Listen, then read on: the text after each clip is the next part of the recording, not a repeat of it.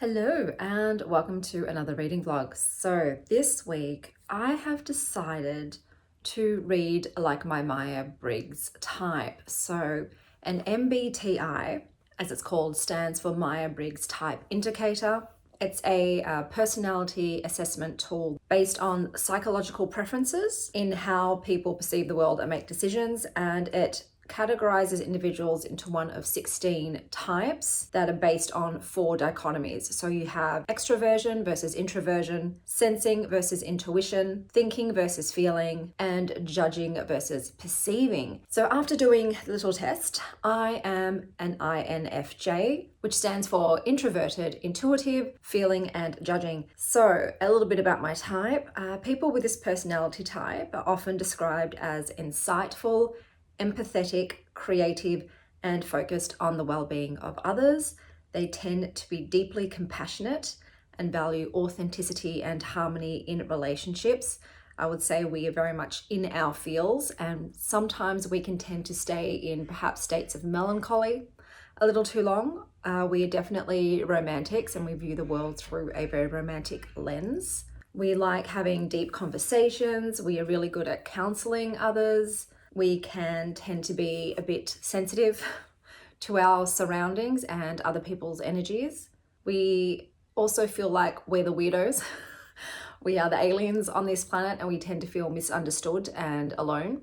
We like anything esoteric, anything abstract. So things like tarot, conspiracy theories, energy, personality types, all of the psychological sort of testing, philosophy, the meaning of life, anything magical at all or strange and unusual. Some of the archetypes for the INFJs are the seeker, the counselor, the mentor, Ouroboros, the wizard, and the high priestess. And I'd say our favorite thing to do is to stay home and do nothing, to stare out the window and watch the rain, to observe other people, our animals. We like to sit and ponder and watch, and anything creative, I would say, as well. We're also known as the advocate and the idealist, and we can be quite passionate but also quite private. So those are just a few of the descriptors for an INFJ. I do feel like it does describe me well. I've also decided for this vlog to dress like an INFJ, and from what I've gathered, they've got what I would call an academia style of clothing.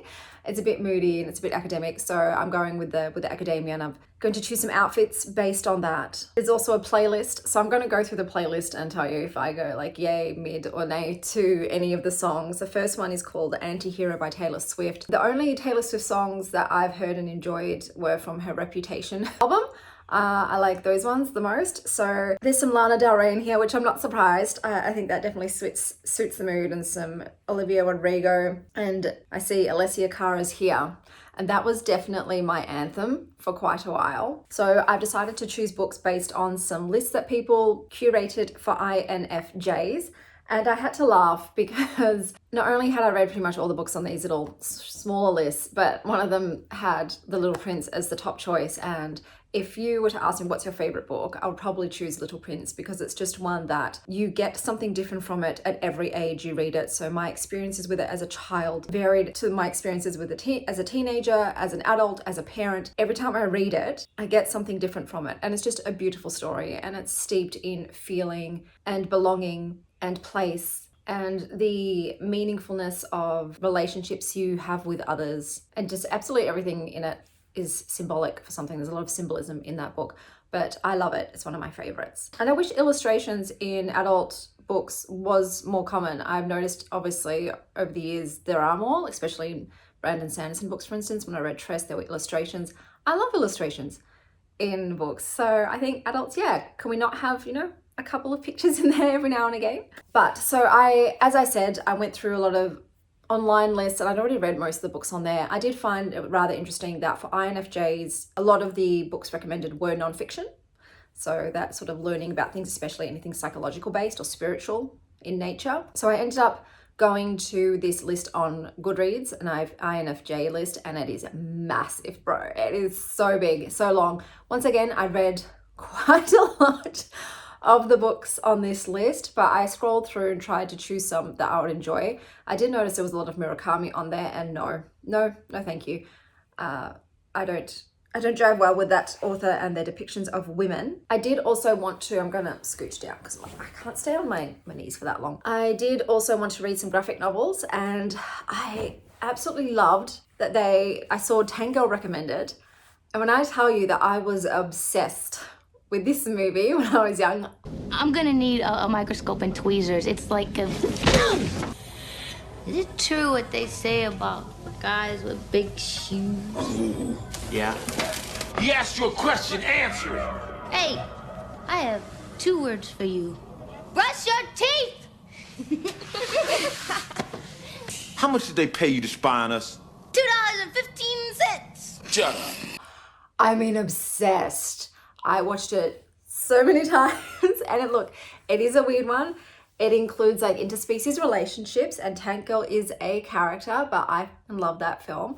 And I would have loved to have read that graphic novel, but my library does not have that. And as I said, that will take over a year to get in, so we're not picking that one. I also saw another one mentioned called Vampirella, and that looks really, really cool. But once again, library did not have it. So I was also restricted to what my library had and that I could get my hands on very quickly for this reading themed vlog. So I just did the best I could with what was available to me at the time. So I've already read quite a lot, as you can imagine, because I do not film every day. So I did start with the graphic novel recommendation, and that was Archie.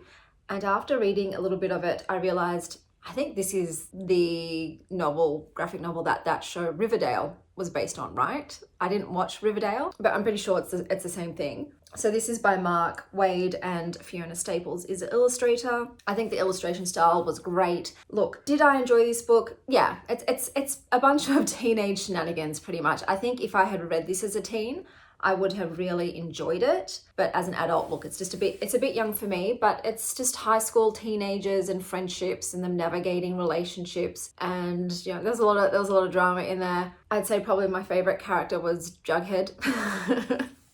That was probably my favorite character.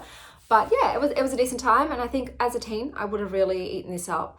When I was younger though, I read mostly Batman and the X-Men. I had, oh my God, had a major thing for Catwoman.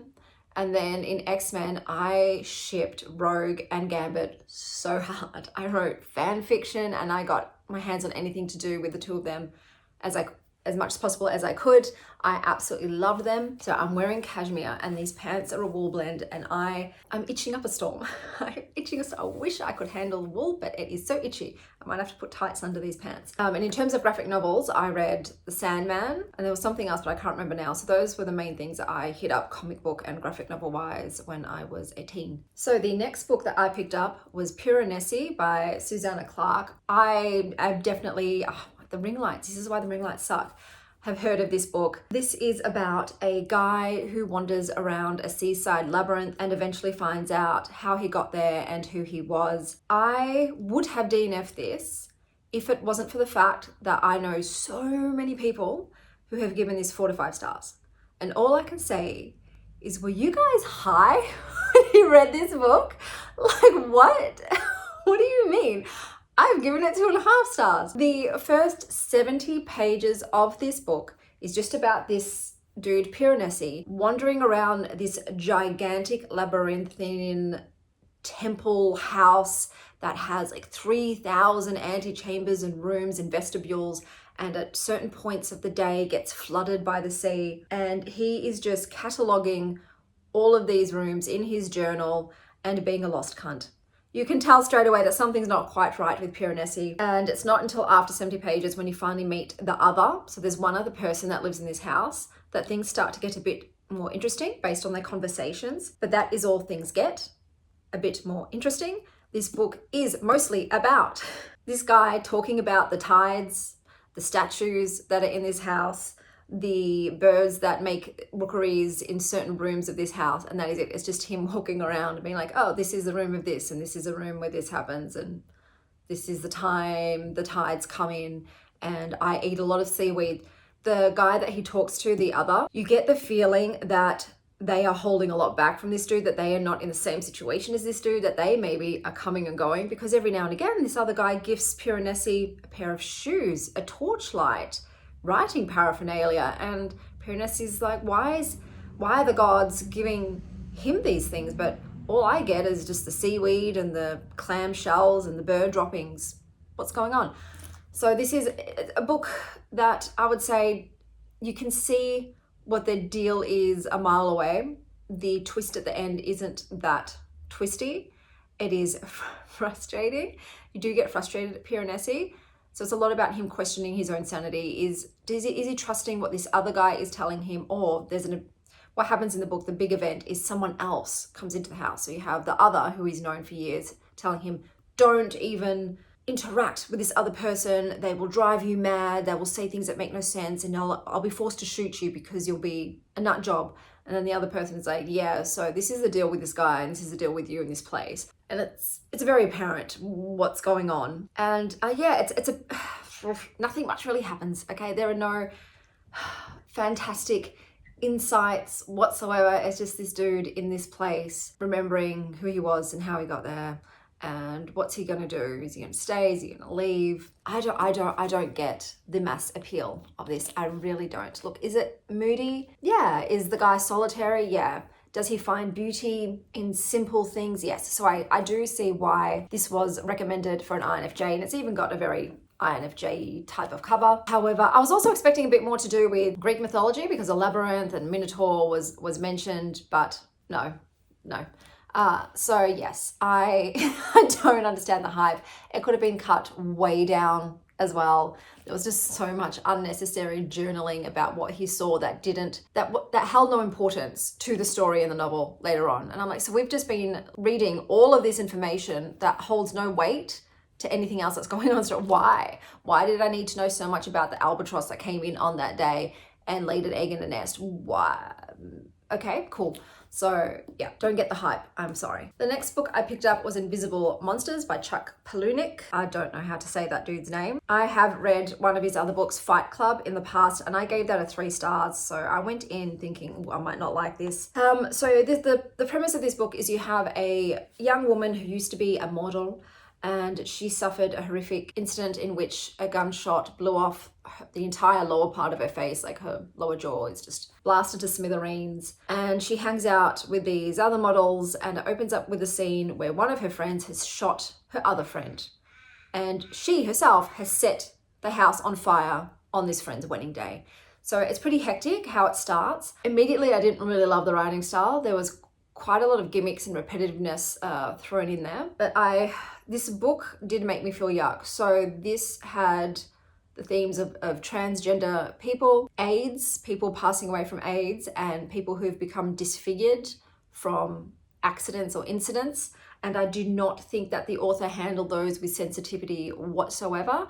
And it made me really uncomfortable, and it made me feel gross the way he was using these things in his book. The narrative was also very disjointed. So it's going back and forth in time, and very quickly on you realize that maybe the narrator is an unreliable narrator, because it's mentioned, you can make and rewrite your own story and decide anything you want about who you want to be. But all of the characters in this were really unlikable. They were shallow, narcissistic, and morally bankrupt. And I just felt like Chuck was trying to come off as edgy in this and, shocking, but it just came off as try hard and gross and sad. I ended up reading, so I read about half of the novel, which was way too long, and then I skipped to the end. This was not my story whatsoever, and I don't really think this holds up today. Maybe it was okay when he wrote it, but not today. The next book I picked up, I chose because I thought, well, I'm an INFJ, and what do I really want to read? So I picked up The 6 Deaths of the Saint by Alex E. Harrow. So this is a little novella that I think a lot of authors contributed as part of a series. They all wrote a little novella. I just wanted to write the Alex E. Harrow one because I've heard wonderful things about it, and I like this author in general. And this is pretty much giving Brienne of Tarth and Joan of Arc. In this story, you have a young peasant girl who is prophesied to become this formidable warrior who will bring her king to glory, and so she's plucked off the streets and thrown into training, and she picks it up as if she'd been born with a blade in her hand. and she is assisted by the sort of saint of war. This woman comes to her in visions and tells her what's going to happen on the field before it happens, and so that way she just slays all of her foes effortlessly. I can't tell you more about the plot because it's so short and there's a massive twist. And let me just say that I fucking love this. This is a 5-star read for me. This was amazing. It gave me chills. It made me angry and vitriolic. I absolutely loved the main character. I loved everything about it. It was just so well done for such a short story. Thoroughly enjoyed it. Highly recommend. To be honest, it got me thinking how all of the sort of shorter stories I've read this year, the percentage of them that have been amazing has been high. So maybe short stories is where it's at. But I think I will keep my eye out for more short stories. This just really solidifies for me that sometimes you don't need a lot of length to tell an amazingly crafted story. And that was the case with this one. The next book I picked up was Radio Silence by Alice Oseman. So did read some of the Heartstopper series, but it's too young for me. My 12-year-old absolutely loved them though. So I sort of knew what I was getting into with this author, and I had sort of realized that it would be young. It's based on teenagers. It's looking at these two friends who create this series together and who are also going through other things in their life. One of the characters has a severely abusive mother, and the other is navigating her feelings about people, about her sexuality, about what she wants to do with her life. It's just two kids growing up, learning shit and figuring things out, basically. I really liked that one of the main characters was demisexual, so I love seeing that in books, and I thought it was a great story. I've given it 3.75 stars, but I'm not the target audience. Once again, I think as a teen, I probably would have really thoroughly enjoyed this book. I'm just a bit too old for it, but I can see too why it was chosen for an INFJ. That, you know, the teens, that they're creative, but they're misunderstood. They feel alone. They're struggling. They romanticize certain things about life. They form deep relationships with only a few people. So I can see once again why it was on the list. Now, the final book that I'm reading for this vlog is Dark Matter by Blake Crouch. I'm just going to see what they classify this as. Is it a thriller or sci-fi? Sci-fi thriller. Okay. Yeah. So this one, so far you have a man who was just having an ordinary day with his wife and his son, and went to congratulate a former colleague on his successes, and was thinking about how his wife and him, they could have been great in their careers, but they had an unexpected pregnancy and they decided to put their ambitions aside and focus on raising their son. And he doesn't really have any regrets. He has a good life. He's happy with his choices. And then on the way back to his family's house, he is violently abducted and injected with certain substances. And he wakes up strapped to a Guernsey with people telling him, oh, it's so good that you're back. He'd been missing for 14 months. And basically, he's not in the world that he was in previously. It's a bit of a sort of Matrix type situation where in this world, people are saying this is who he was. So he'd made a different choice. He hadn't stayed with a woman and had the child. He'd focused on his career instead, and he'd made this amazing physics discovery about something, but he's freaking because he just wants to get back to his wife and son, pretty much.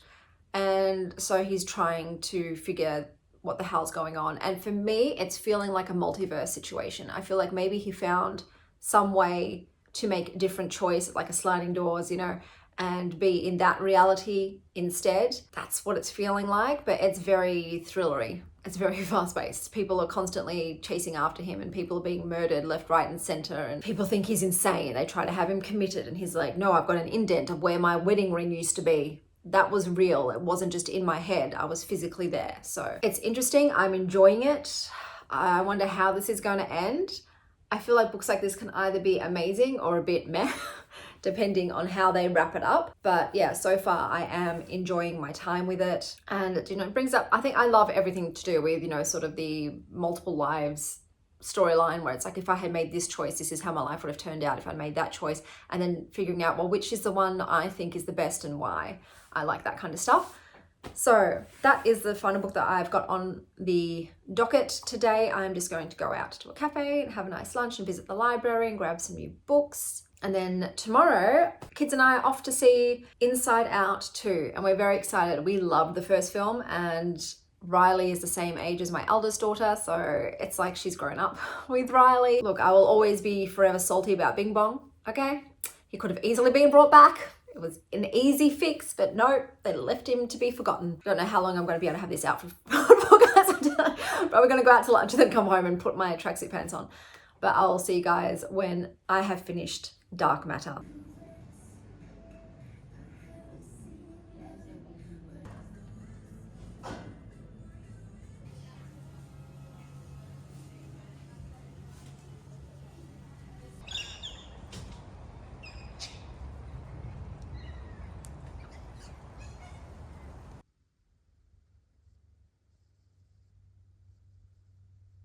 Hello guys. So I finished Dark Matter by Blake Crouch, and it was definitely a multiverse mindfuck of a book.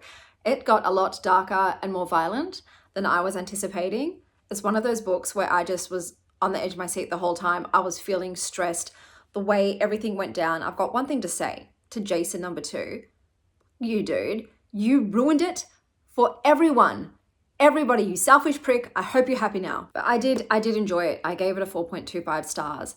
I thought it was fantastic. And it's sort of that whole thing of if you could change your life, would you? And what would the ramifications of that actually be? And would you regret that choice?